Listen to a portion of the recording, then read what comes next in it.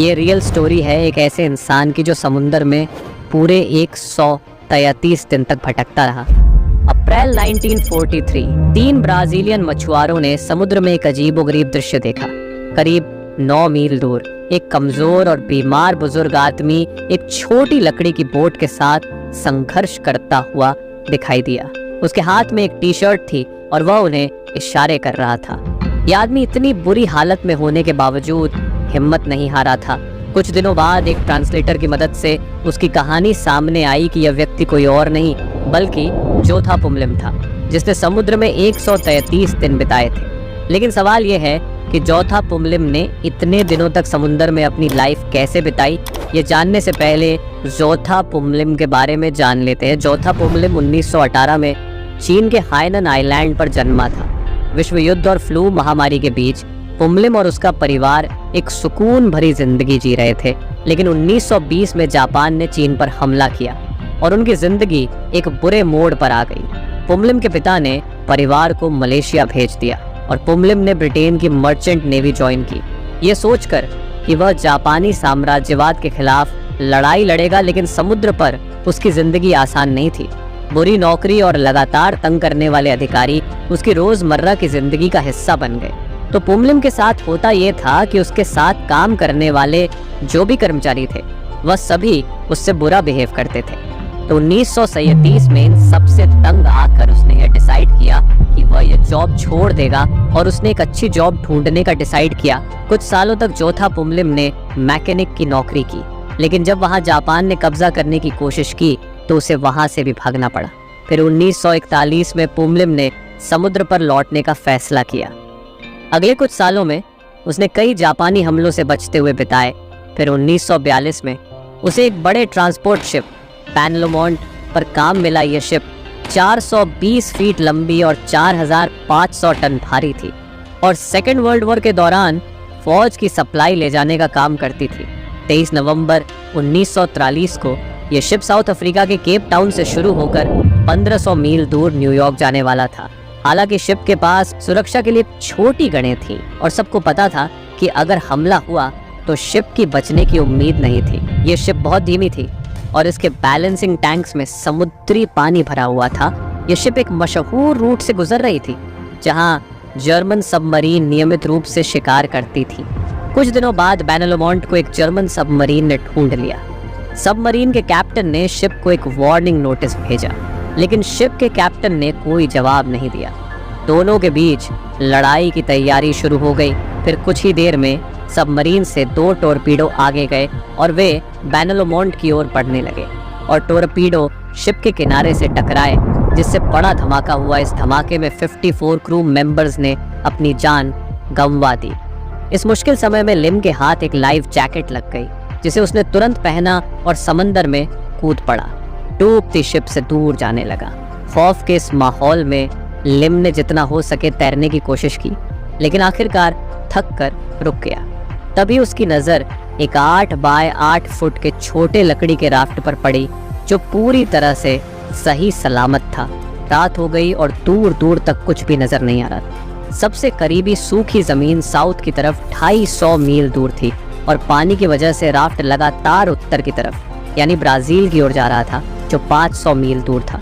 लिम ने राफ्ट पर बैठकर समय बिताना शुरू किया और बार बार दूर दूर तक देखने लगा, लेकिन कोई जमीन या इंसान नहीं दिखा। राफ्ट पर एक छोटी सी सर्वाइवल किट थी, जिसमें एक flare gun, 2 electric cooking pots, एक टूटी हुई फ्लैश लाइट, कुछ चॉकलेट बार्स, एक शुगर क्यूब का बैग और 11 लीटर पानी का गैलन था।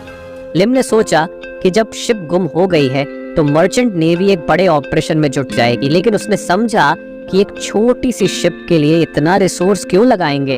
उसने अपनी सिचुएशन से निपटने के लिए मौजूद संसाधनों का ध्यानपूर्वक इस्तेमाल करना शुरू कर दिया। उसने बारिश का पानी भी जमा करना शुरू कर दिया। लिम एक चीज का बहुत शुक्रगुजार था कि उसको बचपन से ही मछेरे की ट्रेनिंग मिली थी और इसी एक महारत की वजह से उसको यह मौका नजर आया कि समंदर की मछली को खाने के तौर पर इस्तेमाल करें। जल्दी से जो कुछ उसके पास मौजूद था उसने एक मछली पकड़ने का हथियार बनाया।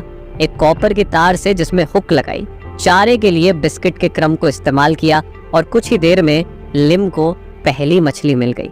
इस पकड़ी हुई मछली को टीन पैक के नुकीले ढक्कन से फौरन उसने काटा, स्किन को उतारा, आंतों और मछली के सर को भी इस्तेमाल करके मछली पकड़ने लगा। अब क्योंकि उसको यह पता ही नहीं था कि वो इस मुसीबत में कितनी देर तक फंसा रहेगा, उसने सूरज की रोशनी में कुछ मछलियां सुखा के बाद में खाने के लिए रख दी।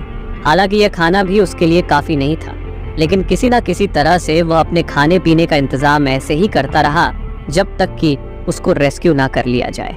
आने वाले दिनों में लिम को बेरहम तूफान का सामना करना पड़ा, जिसके साथ चलने वाली सख्त तेज हवाओं से कई बार उसका खाना और साजो सामान पानी में जा गिरता है, क्योंकि इतनी तेज लहरों में राफ्ट बहुत ही तेजी से पानी में इधर उधर मूव करने लगता था।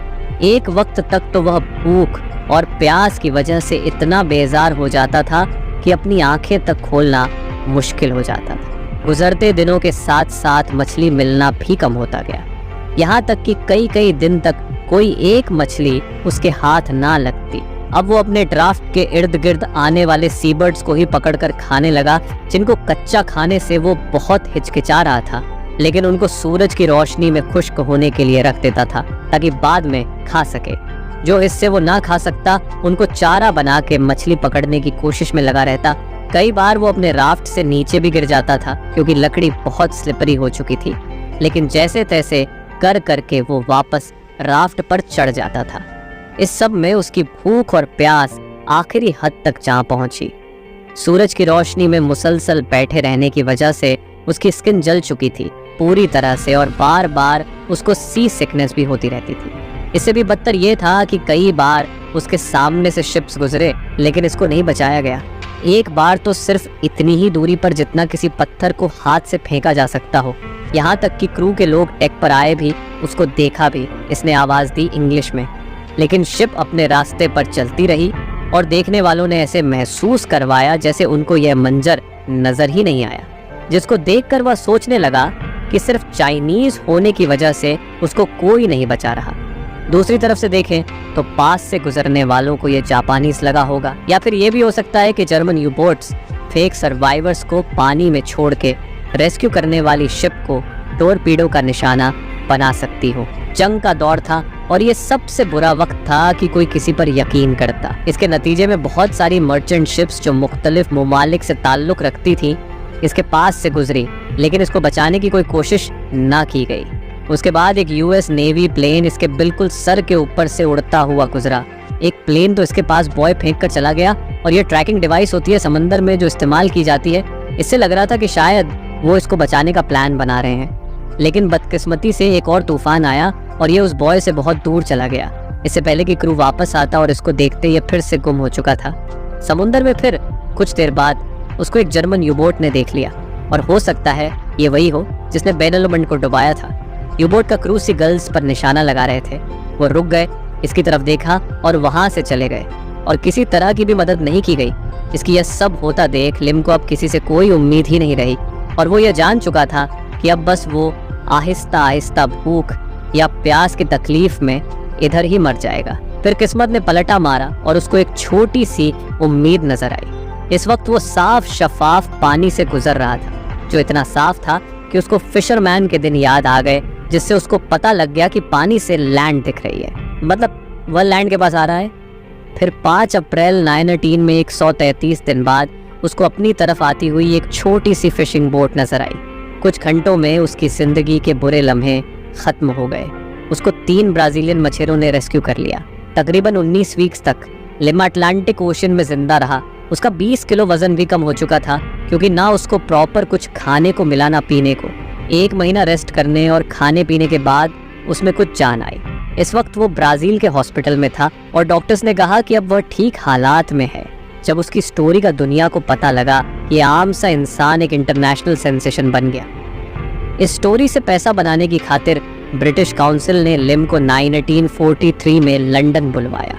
वो कुछ देर के लिए रास्ते में मायामी और न्यूयॉर्क में भी रुका, और बाद में ब्रिटिश एम्पायर की तरफ से उसको मर्चेंट नेवी में सर्विस करने पर किंग जॉर्ज 6 की तरफ से मेडल भी दिया गया। यही नहीं, रॉयल नेवी ने लिम से समंदर में जिंदा रहने से मुताल्लिक बहुत कुछ सीखा, ताकि वह अपने लोगों को यह सिखा सके। उसके बाद लिम यूएस में सेटल हो गया। पहले तो उसे सिटीजनशिप देने से मना कर दिया गया, क्योंकि उस समय चीनी इमिग्रेशन का कोटा भर चुका था। लेकिन उसकी किस्मत ने साथ दिया। सेनेटर वॉरेन मैग्न्यूशन ने कोटा में एक जगह बढ़वा दी। जब लिम को बताया गया कि इतिहास में कोई भी व्यक्ति राफ्ट पर इतनी देर तक समुद्र में जिंदा नहीं रहा, तो उसने कहा कि वह बस यही चाहता है कि यह रिकॉर्ड किसी के साथ दोबारा न हो। उसका मतलब था कि ऐसा हादसा किसी के साथ फिर से न पेश आए। लिम ने अपनी बाकी की जिंदगी ब्रुकलिन, न्यूयॉर्क में बिताई और 1991 में दुनिया को अलविदा कह दिया। इसी के साथ इस वीडियो को एंड करते हैं। अगर आपको वीडियो पसंद आई हो तो सब्सक्राइब करें। Thank you.